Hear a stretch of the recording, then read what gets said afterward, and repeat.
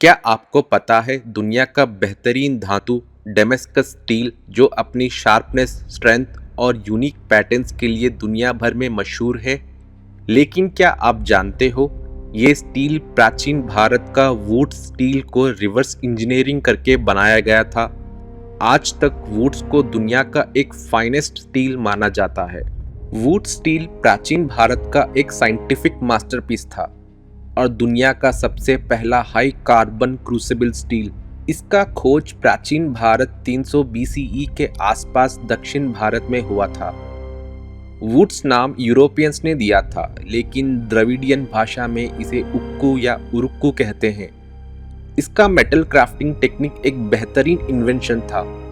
इसको प्राचीन भारत की नैनो टेक्नोलॉजी भी कह सकते हैं।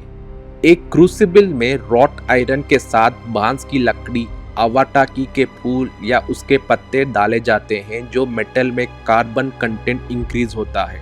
इसको कोयले के भट्टी में 1300 से 1400 डिग्री सेंटीग्रेड तक हीट किया जाता है। कूलिंग प्रोसेस बहुत स्लो होता है, जो कई दिनों तक होती है। इसी स्टेप से स्टील के अंदर माइक्रो कार्बन नैनो ट्यूब जैसे स्ट्रक्चर्स बनते हैं, जो स्टील को स्ट्रॉन्ग और फ्लेक्सिबल बना देते हैं। स्टील में पानी जैसे पैटर्न या वेव्स दिखते हैं, जिन्हें डेंड्राइट्स कहते हैं। यही पैटर्न बाद में डेमेस्कस स्टील का सिग्नेचर लुक बन गया। वुड स्टील मिडिल ईस्ट और यूरोप तक एक्सपोर्ट होता था।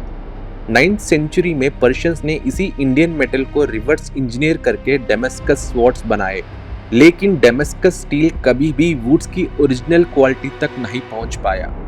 19th सेंचुरी तक आते आते वुड स्टील बनाने की कला लगभग खत्म हो गई। इसकी बड़ी वजह थी कॉलोनियल रूल। ब्रिटिश गवर्नमेंट के फॉरेस्ट एक्ट्स के वजह से वहां के लोकल्स को जंगल में जाने से रोक दिया गया, जिससे वहां के लोग स्टील बनाने के लिए रॉ मटेरियल्स नहीं ले पाए। 1878 आर्म्स एक्ट के वजह से इंडियंस हथियार ना बना सकते थे, ना बेच सकते थे, ना स्टोर कर सकते थे। फिर इंडियन स्टील पर हाई टैक्स लगाया गया और यूरोप से सस्ता लो क्वालिटी स्टील मार्केट में भर दिया, जिससे ट्रेडिशनल इंडस्ट्री कोलैप्स हो गई। धीरे धीरे वुड स्टील बनाने का प्योर सीक्रेट टेक्निक हमेशा के लिए खो गया।